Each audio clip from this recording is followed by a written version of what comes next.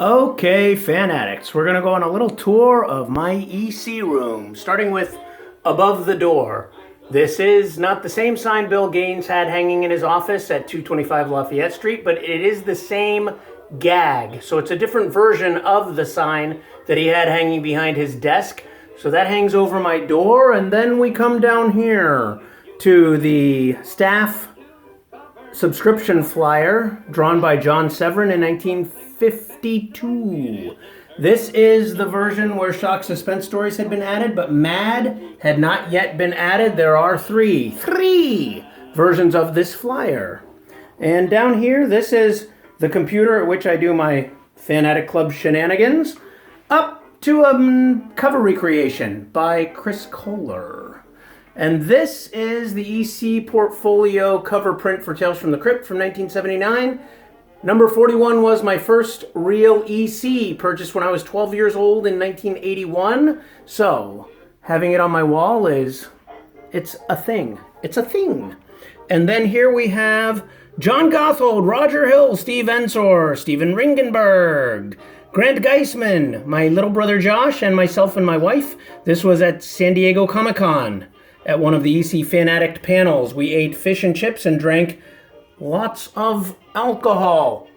Here is the little vampire boy from Mad number 3. This was done by my good, beloved friend Gareth, using Harvey Kurtzman's own brushes, and it looks amazing.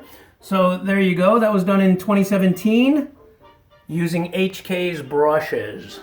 Here is the first of 2 Graphic Masters posters from 1971. Produced by Ron Barlow prior to doing the East Coast Comics EC reprints with Bruce Hershenson.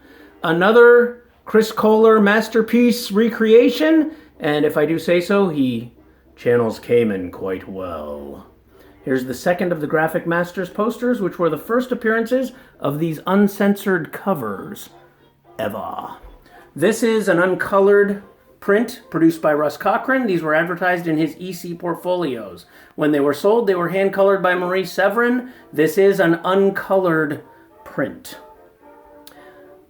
Over to something that was hand-colored by Maurice Severin. This is the color guide for the Vault of Horror number 21 print for the EC library. And she deviated greatly from the original colors, but this is one that I particularly like. I think her coloring is really good here, especially the blood trail from the corpse coming from the alligator pit was not on the original comic, but here it really captures your attention. Makes you a little sick to your stomach.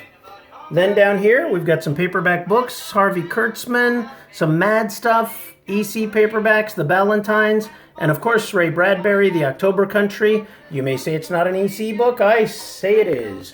This is the Hunt of Fear 18 print, first reprint venture Russ Cochran ever did. This was 1970 that he put this out.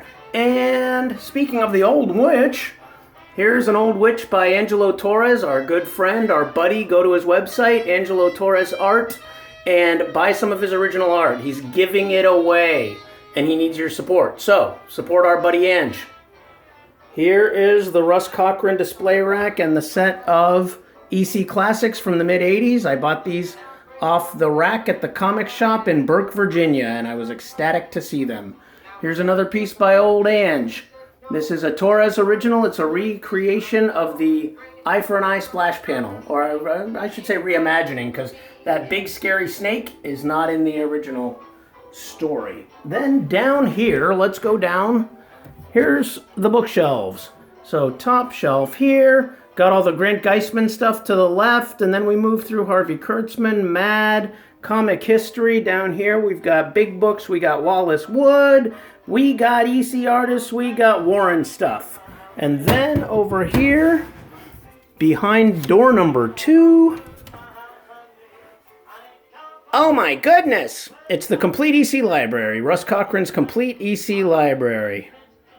And I have opted for the second edition of Weird Science with the annotations, and I have opted for the black and white Mad. So you could say I'm not completely complete because I don't have both editions of Weird Science and I don't have the color Mad, but sometimes you don't have to be complete on everything. So above the closet door, we've got one of Al Feldstein's license plates, and then behind the door, we've got a bunch of stuff. So that is my youthful self in my Batman obsessed phase. And then we've got some other nonsense over here. We have comic books here. And we've got all my Penrod books. That's not EC related, but it is what it is. Then we've got Mads, we got Humbugs, we got EC portfolios, and we've got miscellaneous EC related stuff. Oh, there's a Gaines file copy. It's one of only 2 slabbed comics that I own. The other one being a Bill Elder copy of Mad 3. So that's those. And then on the other side of the closet, we've got all the ECs. So there's all the horror stuff. There's sci-fi, crime suspense stories, Mad. Here's the New Directions, the Panics and the Picto-Fictions. And then up here is all kinds of priceless junk.